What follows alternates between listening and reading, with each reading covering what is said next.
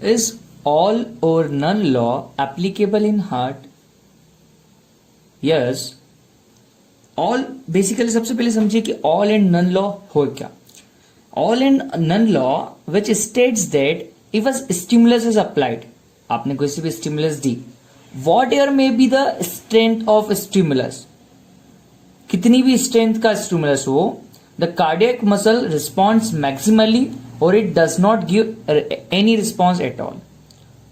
सो response देगी या तो मैक्सिमम रिस्पॉन्स देगी कार्डियक मसल या कुछ भी रिस्पॉन्स देगी. सो हम पहले लिख लेते हैं क्या कहना के चाह रहा है all and none law.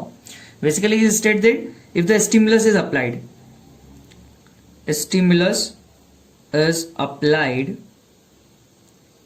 Then क्या होगा, whatever may be the strength of stimulus, cardiac muscle response maximally, short में लिख रहा हूं, cardiac muscle response maximally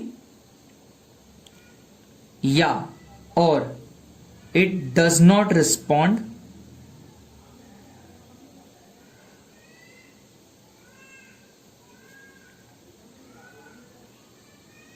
it all. Guys इसी डेफिनेशन के फॉर्मेट में कहिएगा. अगर आप ऐसे समझाएंगे तो एग्जामिनर कंसिडर नहीं करेगा, इसी तरीके से बोलिएगा उसको, सो मार्क्स अच्छे मिलेंगे. और सेकेंड पॉइंट इसमें कंफ्यूज करा जाता है कि क्या सिंगल कार्डियक मसल फाइबर पे all and none law applicable है. नहीं, सिंगल कार्डियक मसल फाइबर पे all and none law applicable नहीं है. वो अप्लीकेबल किस कहां पर है, it is applicable only in whole cardiac muscle, arterial muscle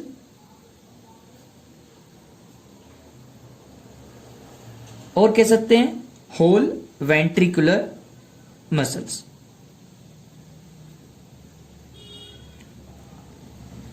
guys मैं सिंप्लीफाइड करके आपको समझाना चाह रहा हूं ये point. It is not applicable on single cardiac muscle fibre, not applicable on single cardiac muscle fiber. आप समझते हैं क्या कहना चाह रहा हूं. देखिए arterial muscle, whole arterial muscle के लिए क्यों अप्लाई हो रहा है, क्यों, क्योंकि हमने एक वर्ड पढ़ा था आर्टेरियल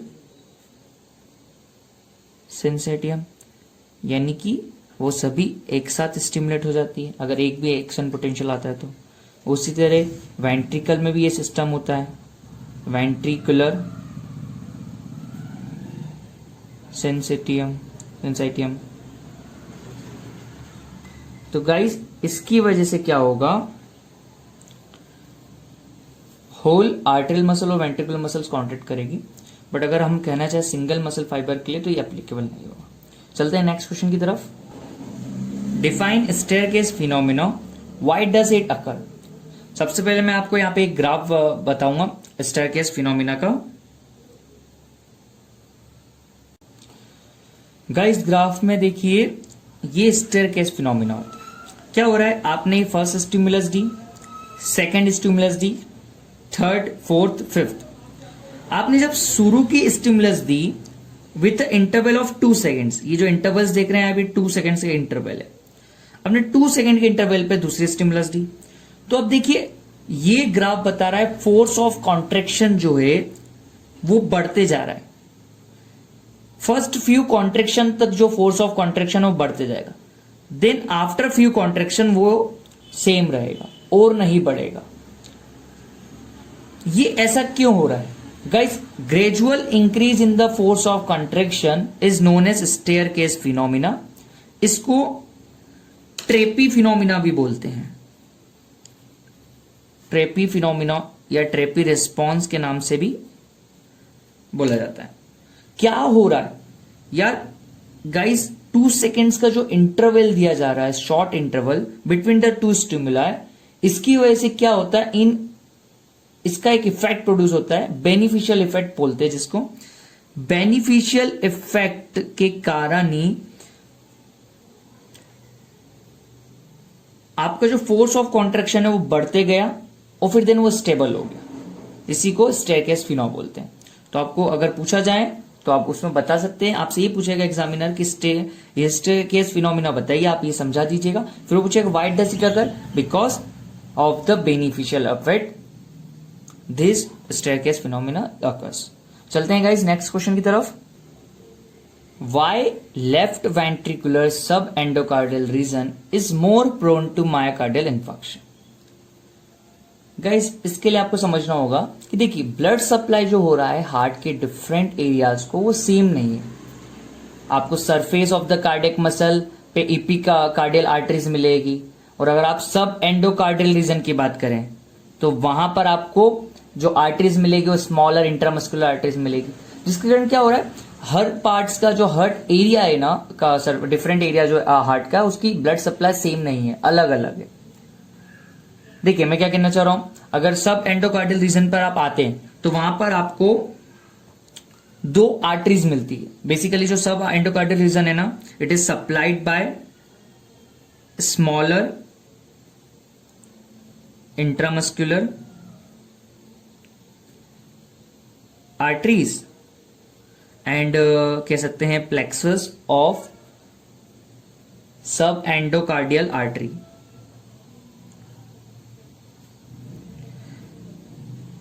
अब इन आर्टरी की वजह से क्या हो रहा है, बेसिकली इन आर्टरीज का डायमीटर जो होता है ना वो स्मॉल होता है। तो क्या होता है जिसकी वजह से जो ब्लड सप्लाई है ना इस एरिया में जो सब एंडोकार्डियल रीजन में वो उतना अच्छा नहीं है, कम ब्लड पहुंच पा रहा है वहां पे।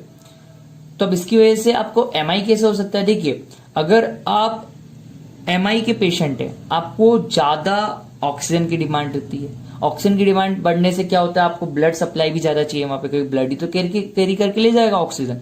बट यहां हम बात कर रहे हैं कि यहाँ ब्लड सप्लाई कम हो रहा है, तो जिसकी वजह से क्या होता है जो वेंट्रिकुलर है, वेंट्रिकल्स में सब एंडोकार्डियल रीजन है, वो मोर प्रोन हो जाता है मायोकार्डियल इन्फार्क्शन के लिए।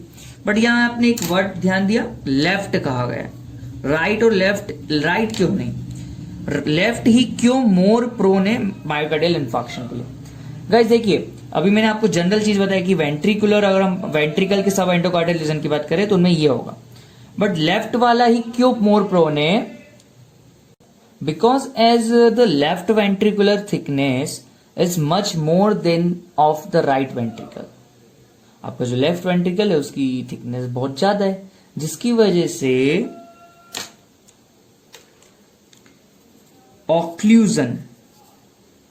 ऑक्लूजन जो होगा, occlusion is more severe in left ventricle. So guys इसकी थिकनेस ज्यादा है, जिसकी वजह से अगर वहां ऑक्लूजन होगा तो बहुत ज्यादा ऑक्लूजन जो होगा वो लेफ्ट वेंट्रिकल में होगा। अब लेफ्ट वेंट्रिकल में ऑक्लूजन हो चुका है ज्यादा, वहां पर आर्टेरियल सप्लाई भी इतना अच्छा नहीं है, इसलिए left ventricular sub endocardial region is more prone to the MI. चलते हैं नेक्स्ट क्वेश्चन की तरफ। गाइस एंजाइना पेक्टोरिस में आपको होता है मायोकार्डियल इस्कीमिया।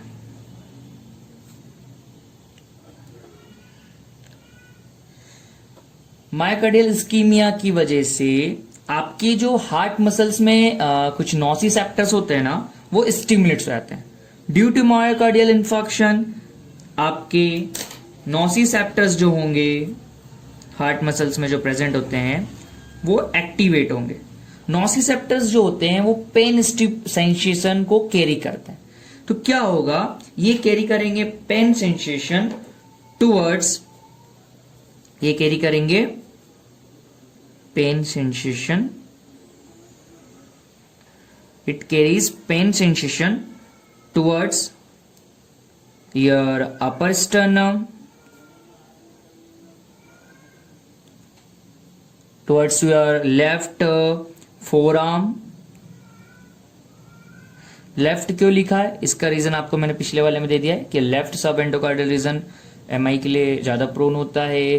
तो जो left side of the heart रहेगा ना उससे यहां से नोसिसेप्टर्स ज्यादा एक्टिवेट होंगे उस कार्डियल मसल एरिया के।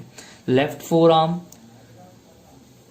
लेफ्ट shoulder एंड कह सकते हैं left neck side and area of face. So एक तरीके से आपका जो लेफ्ट अपर लिम्ब रीजन है वो अफेक्ट होगा। क्यों होगा? हार्ट मसल्स जो है जनरली लेफ्ट वेंट्रिकुलर के जो है एमआई हो चुका है, वहां माइकोर्डियल इस्क्यूमिया होगा, ब्लड सप्लाई कम हो रही है, जिसकी वजह से ऑक्सीजन डिमांड वहां पे पूरी नहीं हो पा रही है, वहां के नोसिसेप्टर्स एक्टिवेट होंगे, वो पेन सेंसेशन कहाँ ले आएंगे? Upper sternum, left forearm, left shoulder की तरफ। चलते नेक्स्ट क्वेश्चन की तरफ। Why cardiac muscles can not be tetanize? Guys 3 star question पूछा जाता है, क्यों टिटेनाइज नहीं होगी? गाइज सबसे पहले आप ये बताइए कि अगर टिटेनाइजेशन होना है कोई भी मसल का, हार्ट मसल्स की बात कर लीजिए, तो कैसे होता है? समीशन ऑफ कॉन्ट्रेक्टाइल होता है, कॉन्ट्रेक्शन का समीशन होता है, जिसकी वजह से टिटनेस की कंडीशन आती है। टिटनेस को हम ये बोलते हैं समीशन ऑफ कॉन्ट्रेक्शन। तो यहां पर कार्डियक मसल्स में नो समेशन अकर। मैंने पिछले क्वेश्चन में भी आपको बताया था कि कार्डियक मसल के पास उसका जो रिफ्रैक्टिव पीरियड होता है वो लॉन्ग होता है। So cardiac muscle is a long absolute refractive period, जिसकी वजह से क्या होगा, जो समेशन ऑफ कॉन्ट्रेक्शन होता है वो यहां नहीं होगा। और अगर समेशन ऑफ कॉन्ट्रेक्शन नहीं होता है तो कार्डियक मसल्स में टिटेनाइजेशन कंडीशन भी नहीं आएगी। चलते हैं गाइस नेक्स्ट क्वेश्चन की तरफ। Mention the maximum and minimum pressure in heart during systole and diastole. Guys ये आपसे सिस्टोल में जो पीक प्रेशर जाता है आपके लेफ्ट वेंट्रिकल, आर्ट्रिकल्स, एट्रियम सभी के बारे में पूछ रहा है ये। एंड डायस्टोल में आपका जो मिनिमम प्रेशर होगा इन्हीं चेंबर्स में, वो हमें बताना है। चलिए गाइस मैंने यहाँ पे चेंबर्स लिख दिए हैं, left ventricle, right ventricle, left atrium, right atrium, aorta and pulmonary artery, peak pressure in systole and peak pressure in diastole हम लिखने वाले। चलिए सबसे पहले हम लिखते हैं लेफ्ट वेंट्रिकल में जब सिस्टोल होगा तो उसमें सबसे हाईएस्ट प्रेशर कितना होगा? सो 120 mmHg is the peak pressure during systole in the left ventricle. वही अगर हम राइट वेंट्रिकल की बात करें तो उसमें जो पीक प्रेशर होता है ड्यूरिंग सिस्टोल वो होगा 25 mmHg। 120 होगा लेफ्ट वेंट्रिकल में। गाइस लेफ्ट वेंट्रिकल से ब्लड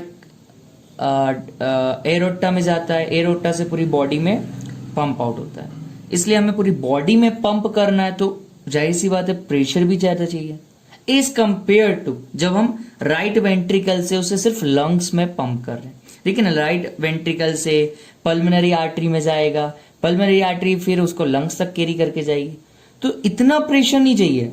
आप समझ रहे हैं 25 के कंपेरिजन में 120 ज्यादा है ना।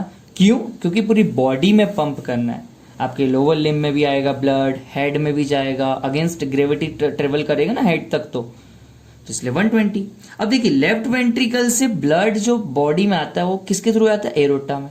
तो लेफ्ट वेंट्रिकल से 120 है तो अब जाहिर सी बात है एरोटा, ये देखिए एरोटा में भी 120 होगा। ठीक है, हमें याद हो गया लेफ्ट वेंट्रिकल में अगर 120, इसमें भी। अब आपको समझ आ गया होगा कि राइट वेंट्रिकल में 25 mmHg है, वहां से ब्लड जाता है पल्मोनरी आर्टरी के थ्रू, कहां पर? लंग्स में जाता है, डीऑक्सीनेटेड ब्लड होता है, तो वो ऑक्सीजनेशन के लिए लंग्स तक जाता है। ठीक है, हमने इंपॉर्टेंट लिख लिया। अब देखिए लेफ्ट आर्ट्रियम में होगा 15 mmHg एंड आपके राइट आर्ट्रियम में होगा 6 mmHg। The most important are 120 जो आपका left ventricle and right ventricle, यही पूछा जाता है। ठीक है, अगर मैं डायस्टोल की बात करूं, गैस डायस्टोल में जो क्वेश्चन एग्जामिनर पूछता है जनरली वो एरोटा का डायस्टोलिक प्रेशर पूछता है जो कि 80 mmHg होता है। ये याद करने वाली चीज है, मैंने आपको स्टार्टिंग में कहा था कुछ याद करने वाले क्वेश्चन होंगे, उनसे घबराइएगा मत। 80 mmHg होगा, अगर आपको पहले से याद है तो अच्छी बात है। ये इसका पीक प्रेशर मैंने इससे गलत लिखा गया, ये मिनिमम प्रेशर होता है। यार डायस्टोल कर रहे हैं ना यार, आप रिलैक्सेशन कर रहे हैं, आपको कॉन्ट्रेक्शन तो करना नहीं। कॉन्ट्रेक्शन के वक्त क्या होगा, हमें प्रेशर इंक्रीज करना पड़ेगा ताकि कॉन्ट्रेक्शन अच्छे से हो। पर जब हम रिलैक्सेशन डायस्टोल की बात करते तो जब रिलैक्स कर रहे हैं मसल्स फाइबर ऐसे, तो ड्यूरिंग द रिलैक्सेशन तो हमें प्रेशर तो कम करना होगा ना। तो देखिए ये गलती से लिखा गया था मिनिमम प्रेशर, ये सही है, पिक प्रेशर्स की बात करी हमने। अब मिनिमम प्रेशर इन डायस्टोल कितना होगा, 80 mmHg, ठीक है 80 mmHg यहाँ का हो गया। बाकी का क्या, देखिए गाइस अगर बाकी का आपको याद ना भी रहे तो चलेगा, आपको एरोटा का याद देना चाहिए। मैं यहां लिख सबका दे रहा हूं, लगभग आप याद कर सकते हैं, इसमें मैंने भी ऐसे ही याद करा है, 5 to 10 mmHg के बीच में होता है ऑन एन एवरेज, अगर मैं सभी चेंबर्स की बात करूं तो।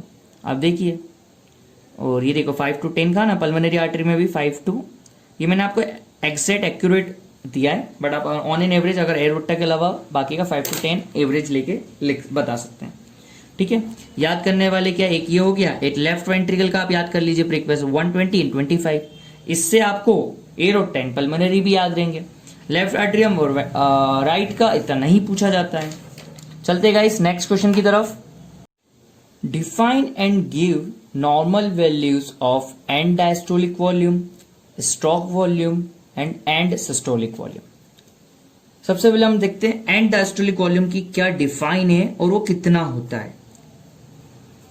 एंड डायस्टोलिक वॉल्यूम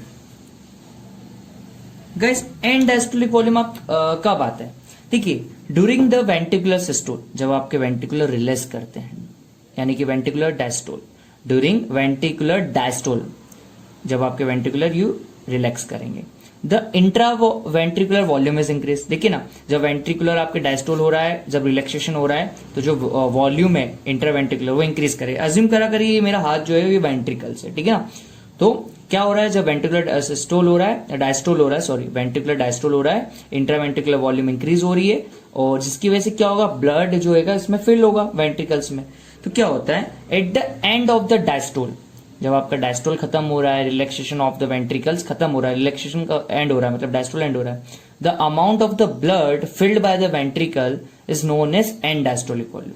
क्या कहा मैंने, at the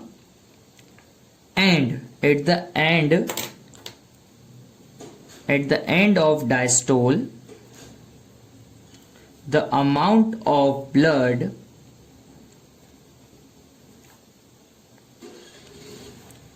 filled by ventricles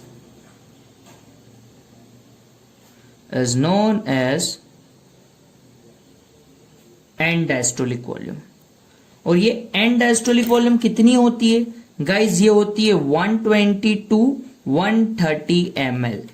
इतना जो ब्लड होगा वो आपके वेंट्रिकल्स में फिल्ड होगा। ओके, चलते हैं नेक्स्ट, समझते हैं हम स्ट्रोक वॉल्यूम क्या होती है। Guys stroke volume, guys stroke volume आप समझिए ये मेरा जो हैंड है ये वेंट्रिकल है, लेफ्ट या राइट आप जो चाहे मान सकते हैं, ठीक है। सो ये वेंट्रिकल है। अब जब वेंट्रिकुलर, अब जैसे ये मेरा डायस्टोल स्टेट में था, अब मैं चाह रहा हूं इसको सिस्टोल करूं, तो ये वेंट्रिकुलर सिस्टोल हो रहा है, सिस्टोल हो रहा है, तो क्या हो रहा है वेंट्रिकुलर सिस्टोल में, जो इंट्रा वेंट्रिकुलर वॉल्यूम हो रही है वो डिक्रीज हो रही है, साथ ही क्या हो रहा है, ये प्रेशर इंक्रीज हो रहा है। जब ये प्रेशर इंक्रीज हो रहा है, सो जो ब्लड होगा वो इजेक्ट होगा। इजेक्ट काय में होगा, एरोटा या पल्मोनरी आर्टरी में।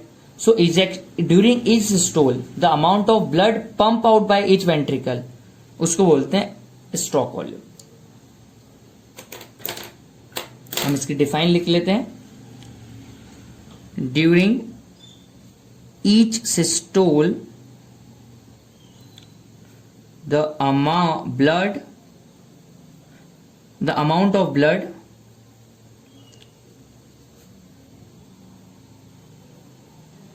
pump out by each ventricle, उसको हम कहते हैं स्ट्रोक वॉल्यूम। इस systole amount of blood pump by each ventricle. क्या होता है इसका नॉर्मल, अगर हम नॉर्मल इसकी वैल्यू देखें, देखिए ये भी नॉर्मल वैल्यू थी 120 to 130 ml। अब जब नॉर्मल वैल्यू देखेंगे हम इसकी स्ट्रोक वॉल्यूम की, स्ट्रोक वॉल्यूम होती है 70 ml पर बीट। हर बीट पे 70 ml जो ब्लड है आपके वेंट्रिकल से पंप आउट होगा। ओके, चलते हैं नेक्स्ट के end systolic volume. End systolic volume, systolic मतलब contraction, systolic. Guys end systolic volume का मतलब होता है at the end of systole however some amount of a blood is remained in each ventricle which is known as end systolic volume. पूरा blood जो है वो pump out नहीं हो जाता है, कुछ ब्लड जो है some amount of blood is remain in each ventricle. लिख लेते हैं हम, some amount of blood remains remained in each ventricle।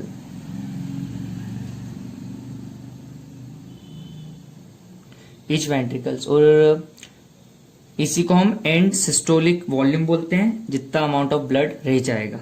Normal value क्या होगी एंड सिस्टोलिक वॉल्यूम? देखिए नॉर्मल एंड सिस्टोलिक वॉल्यूम होता है 50 to 60 ml पर बीट।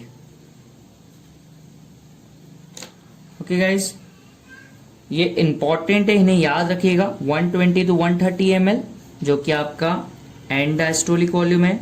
स्ट्रोक वॉल्यूम 70 ml पर बीट होगा और एंड सिस्टोलिक वॉल्यूम आपका 50 to 60 ml पर बीट होगा। What is action of sympathetic nerves on heart? Sympathetic nerve secrete करती है नॉर एड्रेनलिन, एड्रेनलिन, एफिनेफ्रिन, नॉरफिनेफ्रिन। ये क्या करवाते हैं? बेसिकली इनका इम्पैक्ट क्या होता है? It increases force of contraction